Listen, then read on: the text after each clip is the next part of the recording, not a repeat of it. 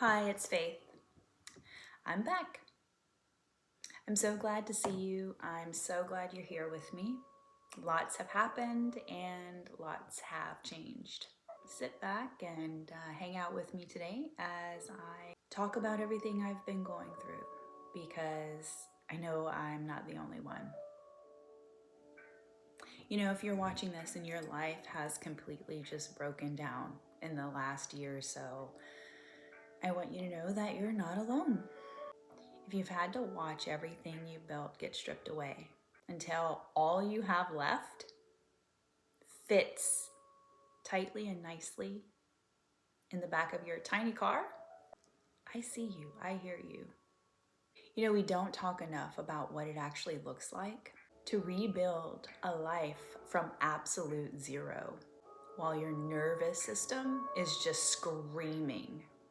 You know, we often talk about the comeback stories, but we really rarely talk about the messy middle, the terrifying messy middle. You know, the part where you're just trying to find a place where your shoulders can drop and you can exhale. For me, this brutal chapter started with a very hard thing, losing my sister. Navigating that kind of grief, you know, is heavy enough on its own. But you know, life didn't stop to let me mourn. In the middle of trying to process her passing, I was forced back into an environment with a toxic family that I cut ties with. Being pulled back into that environment that caused a lot of original wounds and trauma while bleeding from a fresh one of my sister passing nearly broke me. And then the dominoes started to fall. Job loss, apartment loss, realizing that the only way forward was to let go of everything. So everything that I was left with, material-wise, fit in the back of my car, a tiny Mini Cooper. And yet I was grateful and thankful just to have those little things. Because, you know, I kept only the things of necessity and only the things that meant something to me. I thought, okay, I need a landing spot. I just need a room, a safe place. So I found a room rental with a bunch of strangers, but it turned out to be an unsafe situation for me, forcing me to pack up again, suddenly, quickly, running on pure adrenaline. Then I found another room rental. And if you've ever been deeply traumatized, you know that hypervigilance makes you acutely aware of every single shift of energy in a room. This place wasn't safe either, but it was where I can at least sleep for the night. It was chaotic, people constantly coming and going, yelling, banging. And on top of all the noise, there was very heavy energy there. And I'm very sensitive. People were practicing witchcraft there with dark energies, heavy energies, manipulation, domination. I couldn't stay. I couldn't feel good there.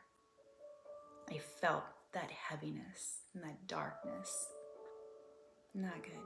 Not good for someone struggling through grief, loss, and trying to heal.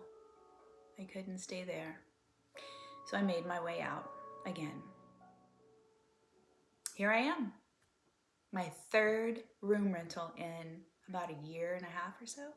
After losing everything, selling everything, people might look at this and say, oh, why can't you settle down? Why are you moving so much? They don't understand what it means to be a person trying to heal from profound grief and family trauma and continuous displacement all at the same time. And you know, I'm not asking for a mansion. I'm not asking for perfection. No place is going to be completely flawless. I know this, and I'm okay with it. I just need to feel safe. I just need a room. I'm gonna cry. I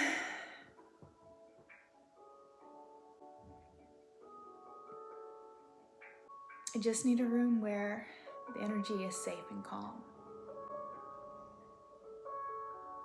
I didn't want to cry. I didn't think I was going to cry.